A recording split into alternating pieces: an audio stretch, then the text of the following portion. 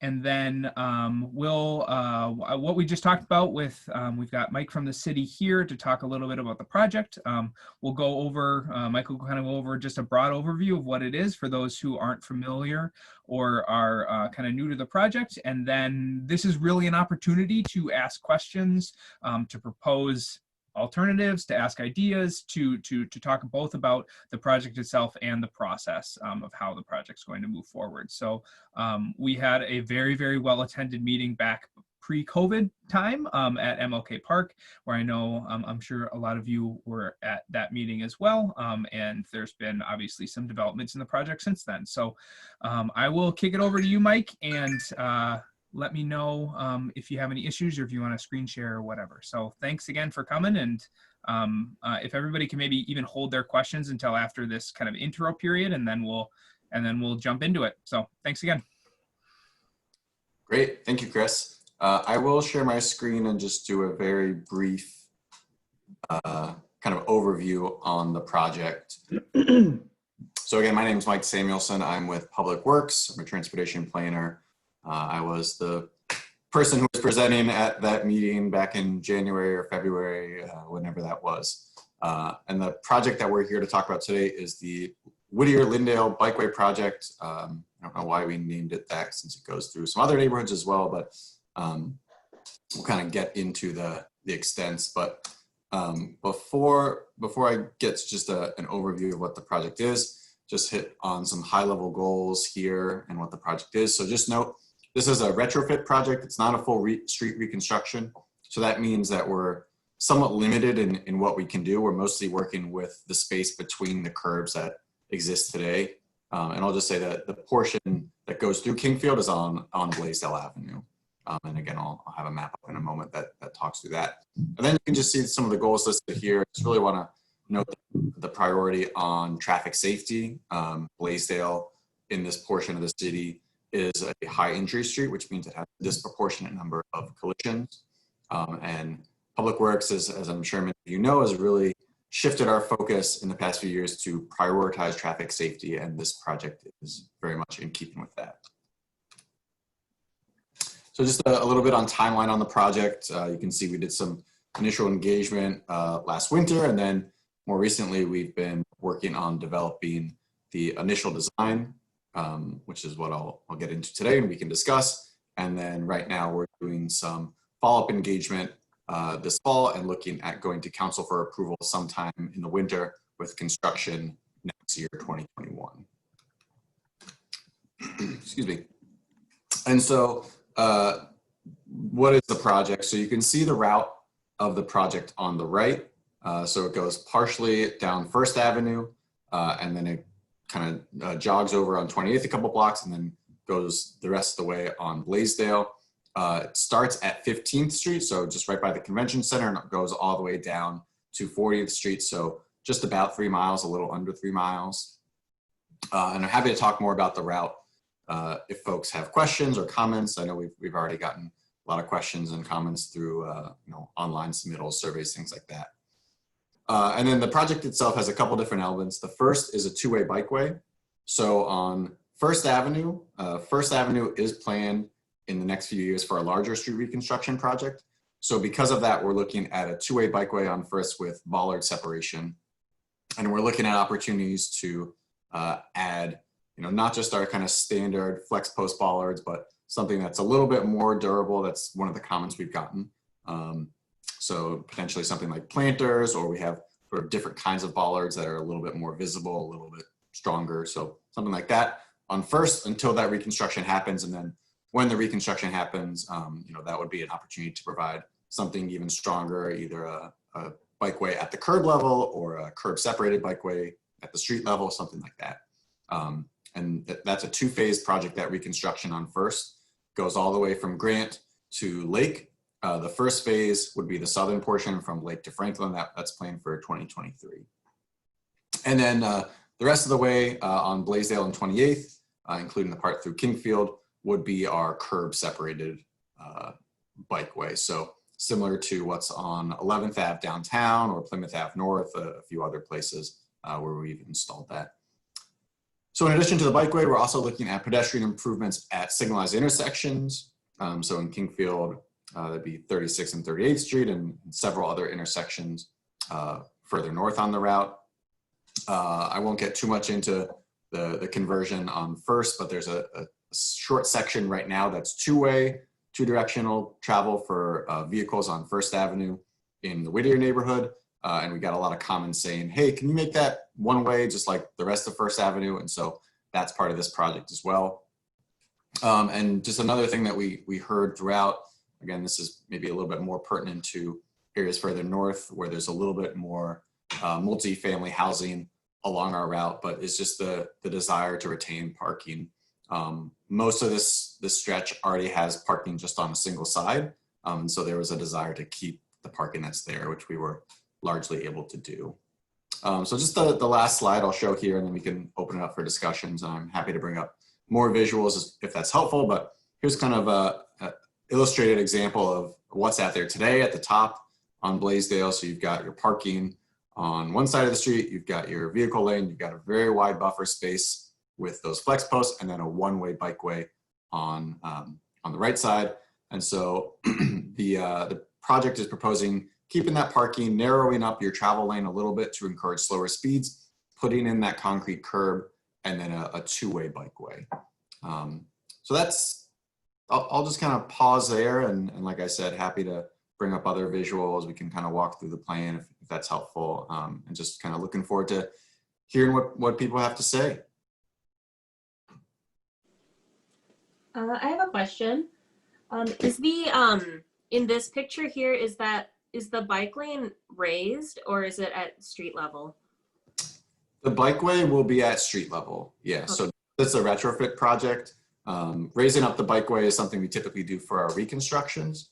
But the project, the bikeway will be street level pretty much the whole way. Yeah, great.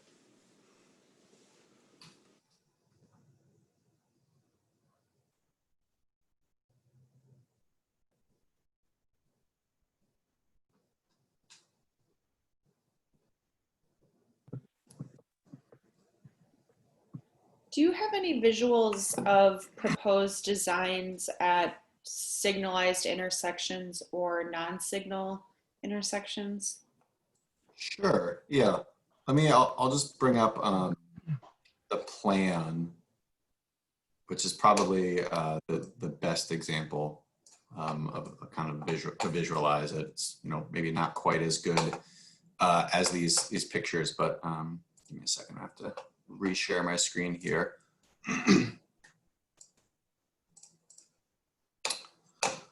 All right, so you can kind of, oops, sorry about that. All right, so I'll just kind of go to one of our signalized intersections on Blaisdell. So 35th, 36th, and 38th are all going to be pretty much identical in their design. At least that's how they're proposed right now.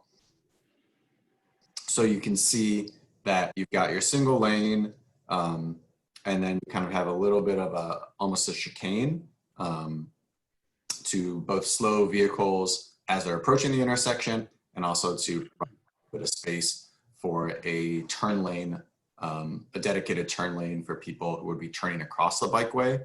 And so that will allow us to give bikes a dedicated phase to provide some separation in time between bikes and turning vehicles.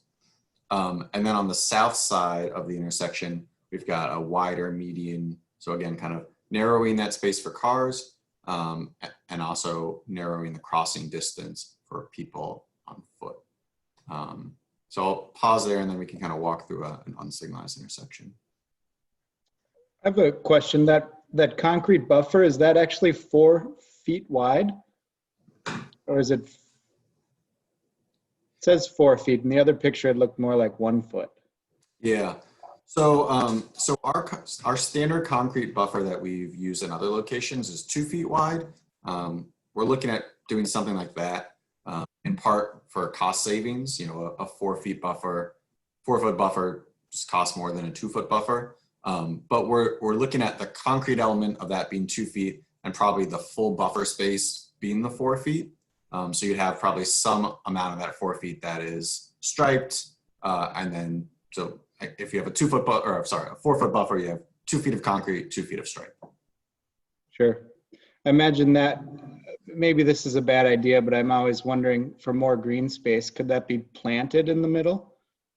Yeah, we are definitely looking at green space along the route.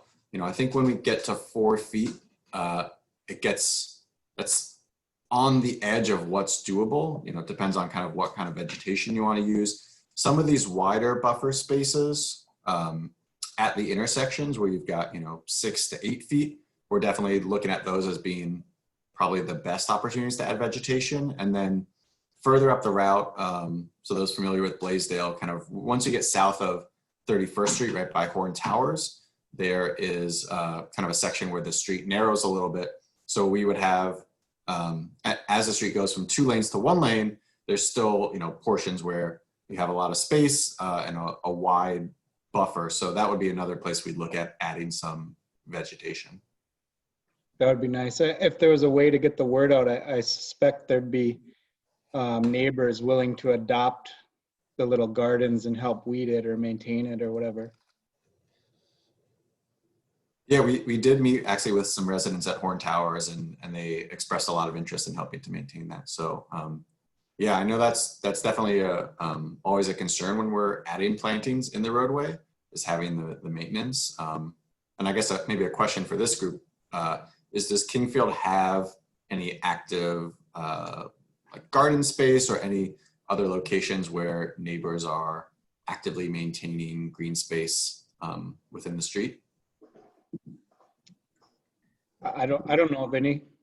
I don't know about within the street, Mike, but there's definitely some at MLK. So we have an agreement with the park board at MLK to maintain a good number of the garden spaces at MLK, and some of those are like native gardens. Some of those are some different sorts of gardens around kind of some of the more artistic features in the park. But we have done, as a neighborhood organization, done those agreements before. We also maintain the community gardens there too, and work with, it's mostly KFNA is kind of the facilitator, and then it's neighbors who are volunteering and stepping up to do that. So I think that would be definitely something that we could facilitate.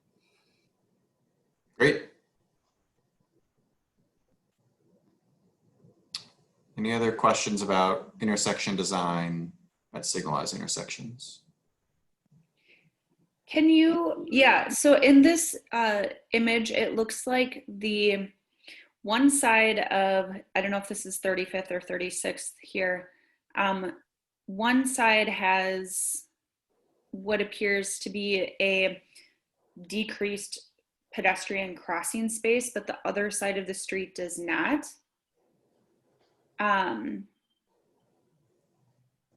It seems like from a pedestrian point of view, it would be helpful on both sides of the street. Is it just because the project is focused on bikeways, or can there be a more holistic look at intersections like this throughout the route? You're talking about the crossing distance on the east-west street, so 35th. Correct. Okay. Yep. So kind of this, if you can see my mouse, this location. Yes. Yep. Got it. It doesn't seem like anything's done to that side. Yeah, that's true. We can look at that. I think this project, it's already really, really long. And because of that, it's kind of stretching our budget. So it's something we can look at. And I think probably what we would end up doing is going back to collision history at intersections and looking to see if there are particular intersections where we're seeing a history of collisions on that. I guess in this case would be the leg on the east side of the street. And then we can determine, if we're seeing that, then it's definitely a great opportunity to make improvements. If not, we would tend to focus on those intersections that do have that collision history just because of budget.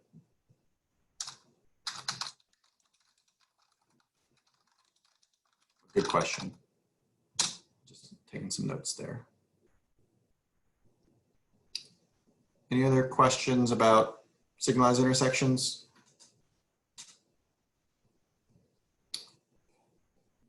Okay, I'll just zoom over to an example of an unsignalized intersection here. So I think this is 37th. Excuse me. So you can see at our unsignalized intersections, it's a much lighter touch. You know, a couple of things to note. It might be a little hard to see here, but we are looking at adding some kind of like sturdier flex posts to discourage vehicles from turning down the bike lane. So you can kind of see that here, as well as some striping. And then at the ends of our concrete curbs, you know, those would essentially sort of extend to the intersection to narrow the space for turning vehicles. So again, a little bit of a lighter touch, and that's just based on the amount of activity that we see at unsignalized locations compared to signalized ones.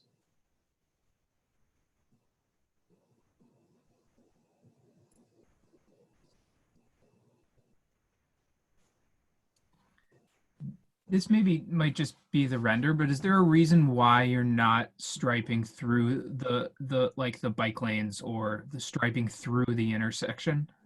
Like, you know, it's showing that the line stop and the you know the bike template stops. Is there a reason why you're stopping that? Yeah, I'd say we're having very active ongoing conversations about intersection striping at unsignalized intersections. There's kind of a back and forth between resources available both to do the initial striping and the maintenance. It is something that, you know, I think we're pushing for, particularly on a two-way bikeway like this, but we're just coming up to some constraints. So I'll definitely note your comment, Chris, as just sort of like another resident asking for that kind of treatment, and we'll keep pushing for it. Yeah, this is Aaron. This is the part of the both the alignment and the kind of treatments that we're seeing that makes me super nervous. Just going north on Blaisdell in the first place, I can see how this approach can maybe mitigate that, but with the experience I've had on the 28th Street detours during the Fremont Bridge construction in Uptown, with bike traffic going quote unquote, you know, I mean, I would say the wrong way. It's against the flow of traffic. I would say this is the part that makes me super nervous. So anything you can add at unsignalized intersections, whether it's, yeah, I'm not sure the best way to do it. So this might work, but I would just add that this is the part that makes me the most nervous about this.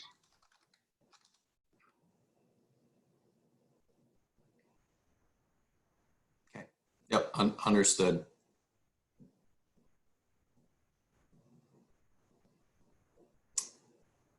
Yeah, and I guess just the one thing I would add is, you know, with 28th, it's kind of a detour route, as a design-wise a little bit different than what we've got here, where we've got the curbs. So we think between that and then just having a little bit of a heavier presence compared to 28th, that people will be more aware of the two-way bikeway on the one-way street. You know, I know we've gotten some comments along the way just about concerns of a two-way bikeway on a one-way street, and this often isn't necessarily what people want to hear. It doesn't necessarily alleviate their fears, but some recent studies that have been done show that actually a two-way bikeway on a one-way vehicle street is a little bit safer than a two-way bikeway on a two-way vehicle street.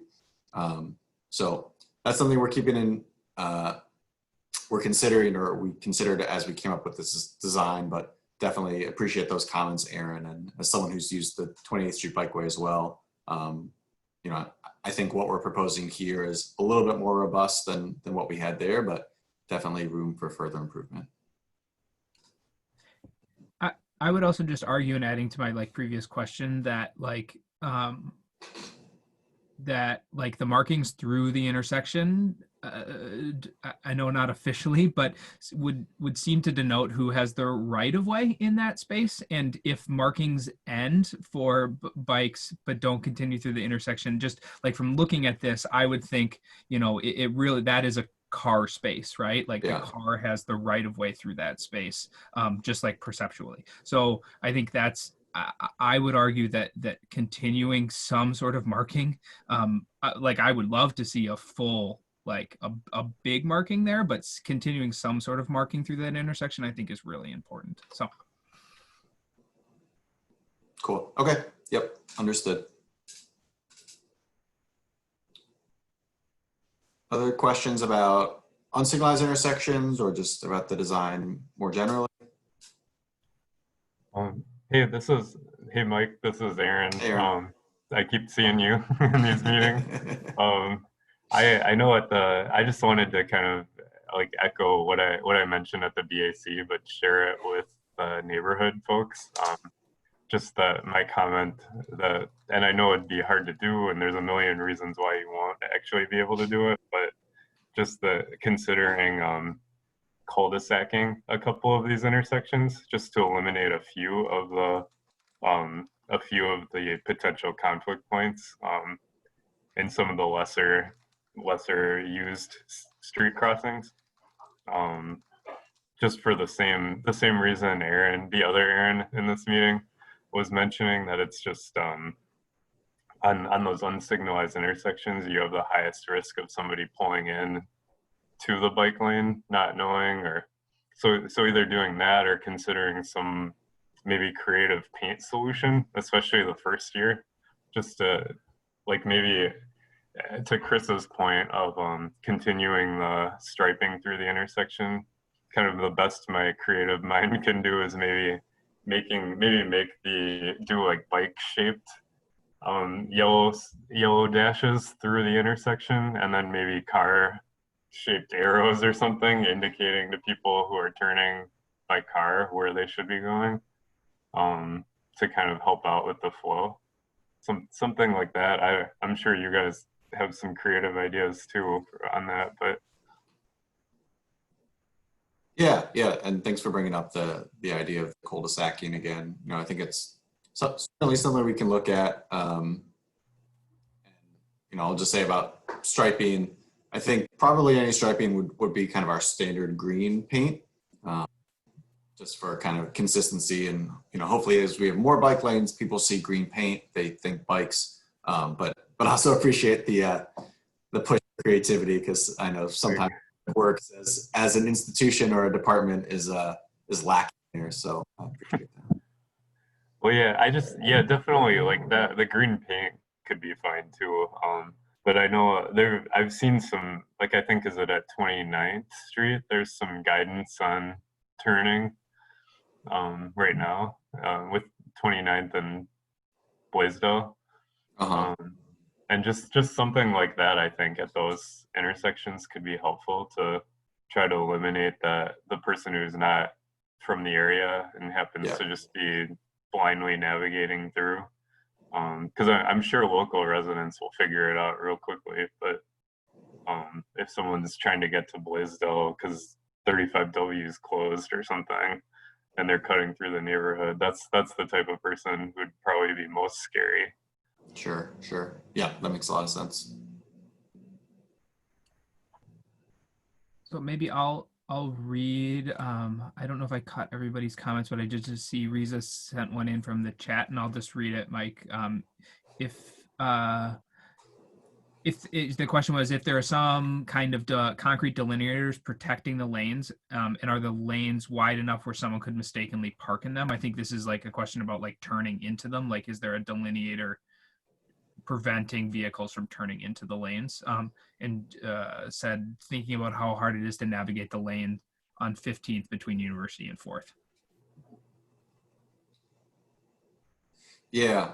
So I think kind of how do we prevent vehicles from, so actually let me step back one second. So one of the benefits of a wider lane is winter maintenance. It just makes it easier for our plows to get in there to clear snow faster. If you have a narrower lane, we basically have to truck out like a little bobcat, and that just takes longer. So with that being said, the flip side of that is wider space, you know, more inviting for cars, either for people who are deliberately parking in the lane, or maybe, you know, they're just less familiar with the street. They just see a wide space next to the curb and they don't realize it's a space for bikes. So we're having a lot of conversations citywide, and I'll just say that this isn't a problem unique to Minneapolis. I think it's conversations that are happening across the country about, as we build more protected bike lanes, how do you discourage or prevent people from parking, from doing deliveries in the bike lanes? And so part of that is design. Part of it's also definitely education. There's also lots of conversations going on more generally about public safety and enforcement. What role does that play in these conversations? But I'll just say that for the purpose of today, I'll just kind of focus on the design piece because that's really what we're talking about. So, the first thing is having just the physical barrier itself, I think is going to prevent a lot of people just because they won't be able to get over there without driving over the curb, and you really have to be deliberate about, trying to park illegally or drive illegally to get over the curb that we have. When you talk about kind of the beginnings or the ends of blocks, you can kind of see here some of the treatments that we have proposed to discourage people from turning into these blocks with the bollards that we have. Another thing that we're thinking about that we've seen in other locations work with some success is placing some kind of baller in the middle of the lane, so sort of on your bikeway center line. I think the pros of that are it's a barrier for people, it's a physical reminder for people in cars to not go in the bikeway. The drawback is now you have a raised object in the middle of your bikeway, which is also not ideal. So, one of the things we're thinking about is maybe putting that out there the first year or two, and then either as those get removed for winter maintenance or as they get hit and removed that way, maybe not replacing them.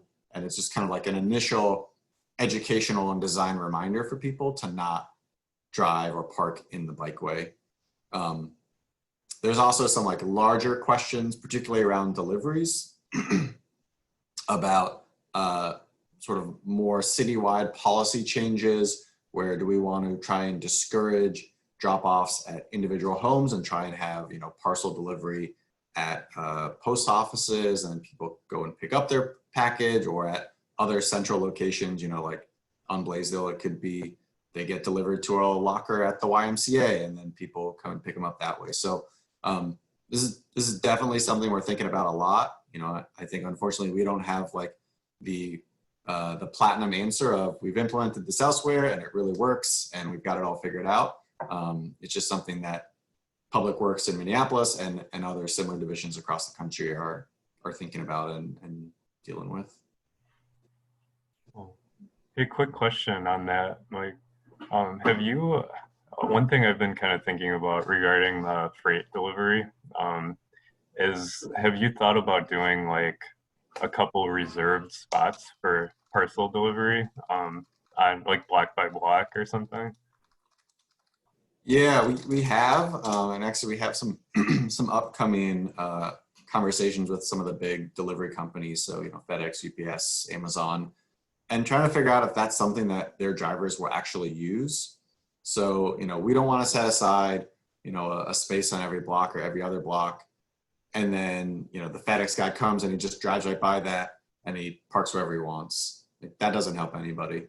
So it's definitely something we're considering, but there's like the design, the way we design things and how we expect people to use them, and then the way people actually use our streets. And we're trying to find that balance between those two things. Yeah, that makes sense. It's because it seems like if we do a good enough job of preventing parcel deliveries happening from the two-way bike lane, given especially if we return to a like a pre or post-COVID situation where there's actually traffic, you'll like it seems like that would work. But I'd be curious to learn more once you have those conversations. Yeah, I'm also very curious to hear what those companies have to say. Yeah. Thanks for looking into that. Yeah. I just have another comment again about pedestrian use, because this is, if we're talking specifically about 37th and Blaisdell, it's a street that I cross quite frequently walking and oftentimes with young kids in tow. And so I'm just thinking about, right now, the experience of crossing a one-way street where there can be streams of cars often traveling still at high speeds, definitely better than when it was two lanes of one-way traffic, but still we do have quite a few fast cars. And now I'm thinking about adding in another, before I could stand, or currently I can stand and look and see whether there's bikes and cars moving in the same direction, but now I'll need to be paying attention to cars traveling fast in one direction, bikes, and then bikes coming northbound as well. And so I'm wondering, again, thinking about decreasing crossing distance, pedestrian refuge, if there's room to create a refuge on the other side of that bike lane, so I can at least check for bikes in both directions first, while I might be waiting for the stream of one-way cars to come by, so that I can at least make it partway across the street. Otherwise, I'm thinking that could pose some challenges with conflicts between people walking and people biking. Yeah. I really like that idea, and I think it could potentially be, I think it could potentially be accomplished by just having sort of like a little space, sort of where your sidewalk lines up with your bikeway, and then having another little raised concrete curb there. There are some ADA and maintenance considerations, so we'd have to look into sort of some of the definitions of what is considered a refuge space and what ADA requirements are required along that. And then anytime we have a space between our, anytime we have a median island or a space between our curbs, there's also just the question of how does that get maintained during the winter? But certainly a really good comment and something I'll look into. And I think, we've got about a 4-foot buffer space, as we kind of talked about previously, between our bikeway and our vehicle lanes. And so just maybe it's a matter of reorienting where the curb is a little bit to just provide that 4 feet of refuge space for peds at some of these unsignalized locations. I think speaking to that point too, I would love to see those, you kind of talk about those curbs extended to line up with the sidewalks. I think there's also a benefit in terms of car turning radiuses and ensuring that cars are making right angle turns, not sweeping turns, in terms of their conflicts with bikes. So I think that's just another benefit of kind of extending that curb out further. Yep. There is Riza, sorry, I'm just going to keep on reading your questions if that's okay. But Riza had a question about signal timing, and specifically, is the signal timing going to be upgraded to match bicycle commuter speeds? Really good question. So I'll give a little preamble and then I'll try and get to that question. But if I don't circle back, just remind me. So as I think a lot of you know, citywide, all of our city streets, we've recently just changed our speed limits. We've dropped them by 5 miles an hour. And so because of that, we're looking at retiming all of our signals across the city to match our speed limits. So that's just a really, really big project that's going to take a few years to happen.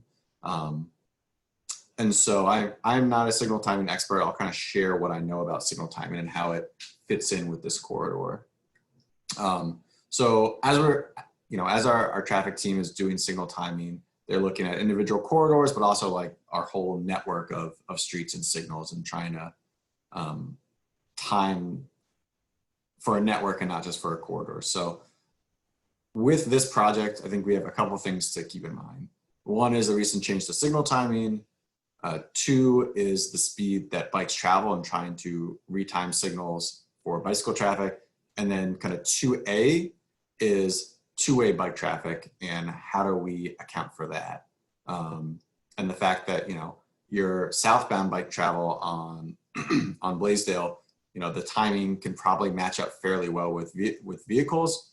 For northbound traffic, this is kind of where my knowledge of signal timing ends. How does that fit in? Like, how do you time for northbound bike travel at the same time as you're timing for south? So That is a very long way of saying there will definitely be signal timing changes on this corridor. In our draft transportation action plan, which is looking to move into kind of a final stage at the end of this year or early next year, one of the strategies that we've identified is on our all ages ability streets is retiming signals to better fit for bikes. Because I know right now on Blaisdell, I bike this section a lot, and a lot of times you hit 35 or 35th, you hit 36th, you hit 38th, and I personally just feel like I should just go bike over on Pleasant, and I'll just get through quicker. So I totally hear that. I don't have a great answer for you right now, other than to say this is something that we've really identified, and in order for this to be an all ages, all abilities bikeway, we do need to get the signal timing right. So I totally agree with that. And I'll, pass along again the emphasis to our traffic team. You mentioned Pleasant, so I'll maybe just bring it up. There was another question about facilitating bike traffic continuing further south, either on Blaisdell or you mentioned Pleasant, so on another facility. Have you thought about that? I know that that's kind of a little bit outside of the scope of this project, but I think it's something that I'm specifically in our neighborhood as the kind of project ends on 40th, which is half the way into the intersection or half the way into our neighborhood, how we kind of account for bike movements south of 40th. Yeah, good question. And I don't know if whoever made that comment also made the comment on our wiki map, because we got a very similar comment there. But one of the benefits of having the jog in our route is that once we get to 40th Street, Blaisdell is a lot closer to Pleasant Avenue. It's just 2 short blocks away to help facilitate those connections further south. We're definitely going to look into making changes at 40th and Blaisdell to help make that connection. I'll just kind of zoom over there. One of the things that I was looking at here that makes it a little tricky is you've got a couple of driveways here. And so, it becomes a question of if we wanted to put in, say, like a bike turn box here to help people get onto Blaisdell from 40th, can we put that right in front of a driveway? Sort of what are the safety implications of that? But we definitely want to make some changes there to help facilitate connections.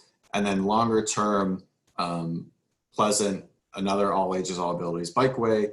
We have that programmed in our capital program for sometime between 2023 and 2026. So I know that feels far away in public works time. That's actually fairly close. So as we get closer to that timeline, there may be opportunities to even further strengthen the connection on 40th between Blaisdell and Pleasant.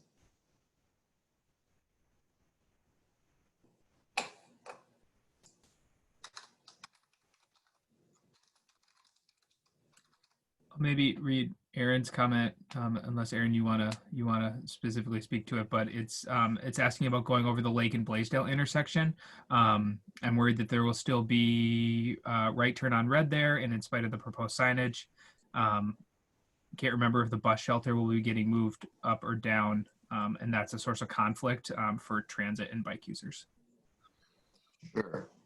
Yeah, so this is probably one of our technically most intricate intersections. So Lake Street is being reconstructed right now from Blaisdell East as part of some of the work that MnDOT is doing with 35W. And so we've had a lot of conversations with the county, because Lake is a county street, with Metro Transit because they have buses here. One thing that we've heard from Metro Transit is regardless of what happens at the Kmart site, if Nicollet gets reconnected, they still anticipate having some of their limited stop buses running on Blaisdell. So this stop would stay for the foreseeable future, is what we've heard from them. So that's why we're looking at a more kind of concrete, intensive stop, because we think this will be here for a long time coming. So, what we're looking at here, this is the one section where the bikeway would actually be raised at sidewalk level. So you'd kind of ramp up, if you're traveling southbound, you'd kind of ramp up just before the alley to a bikeway at sidewalk level. The bikeway would narrow slightly. The reason for that is because we want to encourage bikes to slow down here because of the potential for a bike and pedestrian conflict. So by kind of narrowing the bikeway, by ramping up, it gives that signal to people on bikes that, hey, you know, you're kind of sharing this space, you need to watch for pedestrians. And then, you know, kind of bikes go through the bus stop area. They would queue up here and then kind of continue on their way south. And then, you know, obviously if you're going northbound, it'd be kind of the same thing, but backward. And then I think as far as the concern about no right turns on red, definitely hear that. And, you know, certainly we have that signage up. And sometimes we have people who don't follow that behavior. Because this intersection is being reconstructed, I think we can look at potentially adding some kind of LED signage or something that's a little bit more obvious, rather than just your typical kind of black on white sign that says no right turn on red. So that's a really good comment and something I'll look into.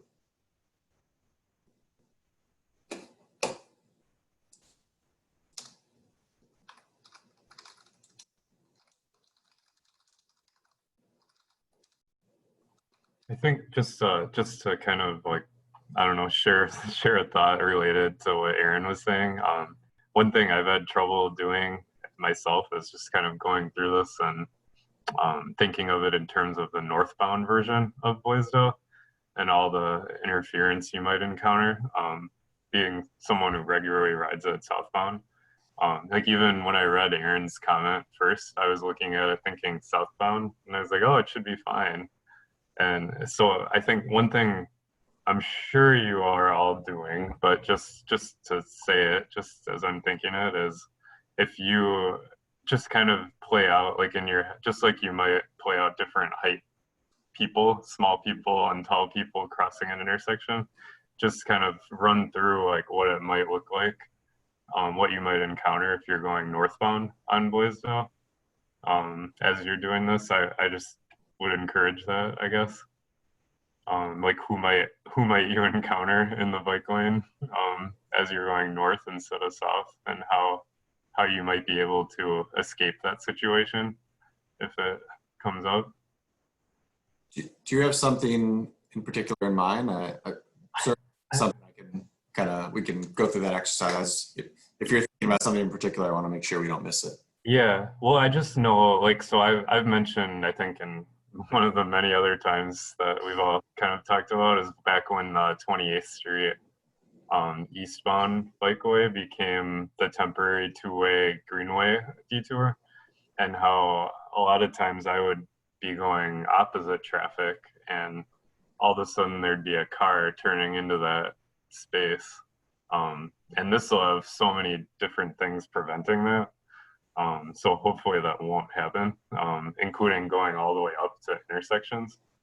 But just there was no real escape from that. Like should a car have turned that way, and each time it happened, I saw the car coming and was able to kind of adjust and just kind of in the back of my mind be like, I wonder if this guy's actually gonna look to the right instead of just to the left. Yeah. But each time I'm like, I don't know what I'm like, because I was just kind of prone in that intersection being the wrong way. So if you're in the right lane, and maybe what I'm encouraging then, I guess, near Lake Street is a space to kind of divert.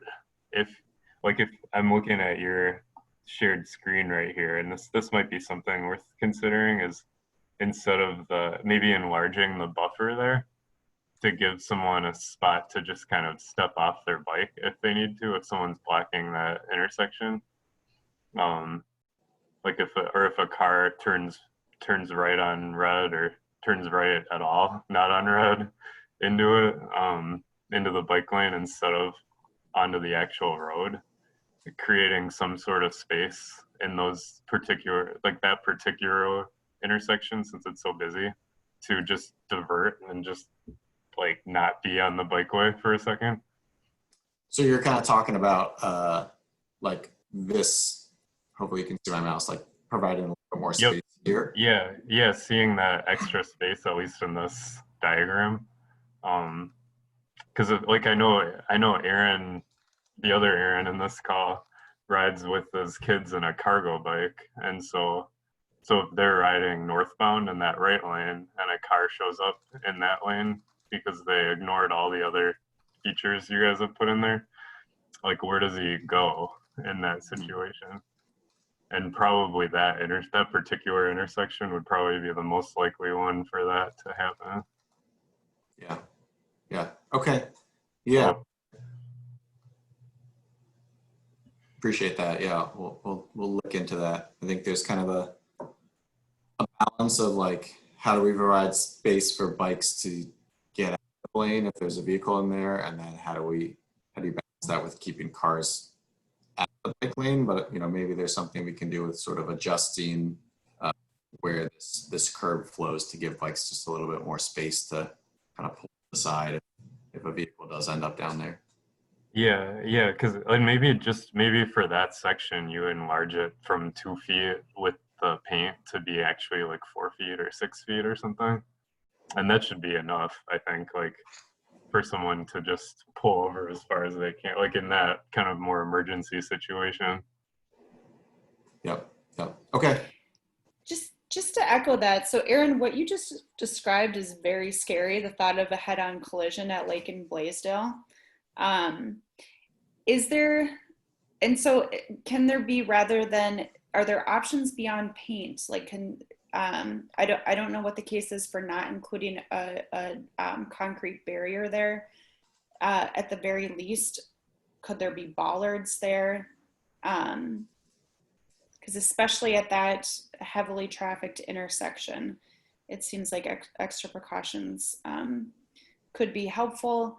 I'm also thinking, Aaron, to your other point, what I'm thinking about is to your point about thinking about the user experience traveling northbound, I'm thinking about what is the experience of signalized intersections, and what is going to be, how am I going to know that there's a red light for southbound traffic or a green light? Do you know what I mean? Like, I'm imagining that there's going to be a signal then for bikes, but my guess is that's going to be a bit smaller, off to the side. Is there any other, I don't have a lot of experience on two-way bikeways on one-way streets. And so I'm just thinking of approaching an intersection and not being able to understand what signal the cars are receiving there, because the stoplight is not facing my direction. Does that make sense?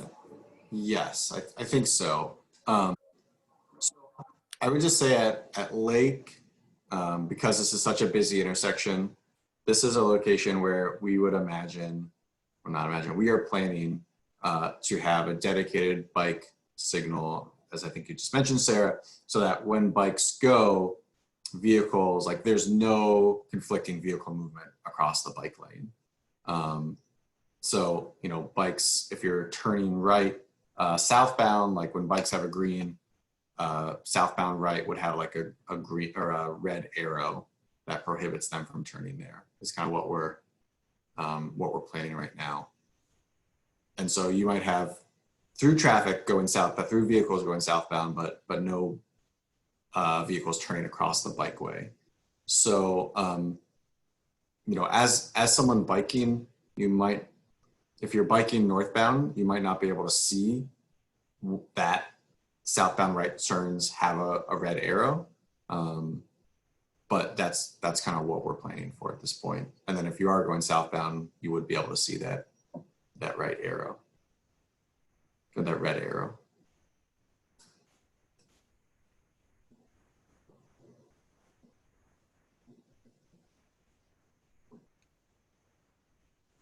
I have a quick question, and maybe this is a good example of it, but a quick question about like entries into parking lots, or also kind of like driveway treatments. I saw a little bit further south, we were kind of looking at some like how you're planning on dealing with some driveways. I guess maybe the entry here into that daycare facility, I think would be an interesting thing, how that's being handled and turns in and out across the bike lane from a parking lot. And also thinking about driveways and that people are possibly backing up out of driveways and like how that kind of adds a whole nother element to it. So yeah, not a specific question, just wondering maybe if you could touch on those kind of treatments.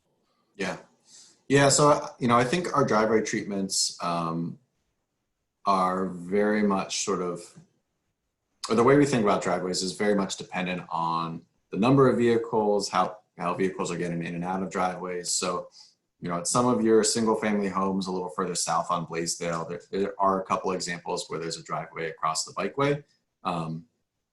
But there's like fairly low volume there. You might have 1 or 2 cars coming in or out compared to, say the White Castle here, or further north, there's like a CVS driveway where we know we're going to have a lot more people coming in and out. But, fortunately, nobody should be backing out. Everybody should be going, forward as they enter and exit. So most of our strategies around driveways are sort of keeping the space tight so it encourages slow turns, providing signage, particularly at commercial driveways where people may be a little bit less familiar with the treatment. So providing signage that says, look both ways for bikes, and then potentially we talked about this at unsignalized intersections, but also potentially adding some paint as well. So I don't know if that answers your question, Chris, but those are some of the things that we think about as we're looking at driveway design or design of the bikeway in your driveways.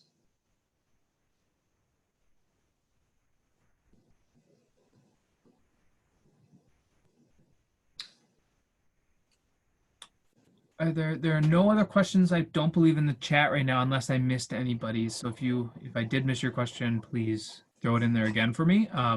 Are there any other questions that anyone wants, or topics anyone else wants to bring up? I'm not sure what time it is, but yeah, it looks like we have a couple minutes left. Mike, if you have a couple minutes. Sure, So, yeah. I'll open it up. Anyone else have any other questions for the last few minutes? I'll just I'm gonna try and hopefully show my my contact information here. Just I'll leave that up on the screen in case people do have questions afterward. You're more than welcome to reach out via email or phone. But yeah, happy to take a couple more questions. I had to step aside really quickly during your presentation in the beginning, so I apologize if you've already gone over this, and don't answer it if you did. But can you talk a little bit about process and timing and like construction? Like, what are kind of the next steps for you guys moving forward? Yeah. So we're looking at going. So we're sort of wrapping up this phase of engagement probably at the end of this week, and then taking all the comments we've received over the past 6-8 weeks, and then developing what we call the Public Works recommended layout. So then that should come out at some point later this fall. I would anticipate like mid-November, and then going to council for layout approval sort of early winter, probably December or January, and then looking at construction next year, 2021.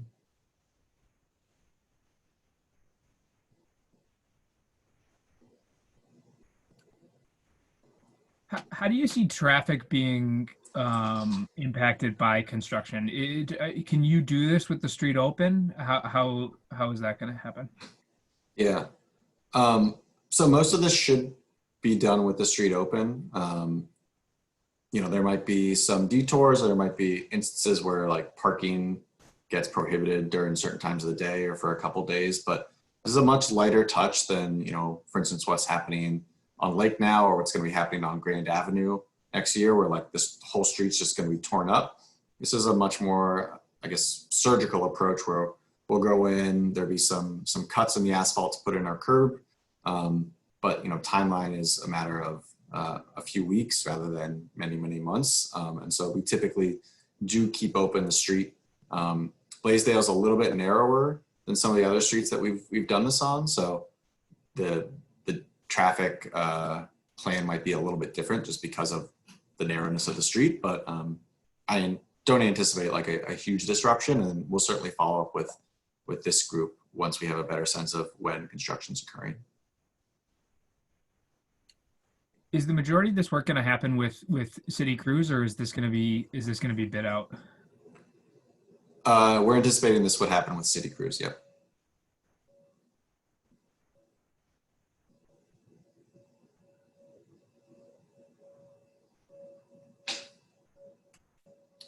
Any final questions for Mike? No? Cool. Okay. Well, I guess I'll wrap it up there. I think we're at 1. So again, thanks for joining. Contact information is there. And then, yeah, I'm excited to see kind of the final plans and the next steps. And I'm not sure if you would plan on coming back out to a group after you kind of go through that final recommended phase, but I guess we can kind of talk about that when we get to that point. So. Yeah, thanks again for having me, and I'm certainly happy to come out once we have the final recommended plan. I'll certainly share that with you, Chris and Sarah, and then I'll just kind of leave it up to you if we want to set up another Zoom or not. So yeah, thanks again. Thank you. Cool. Thanks everybody. Good to see you. Thank All right, take care.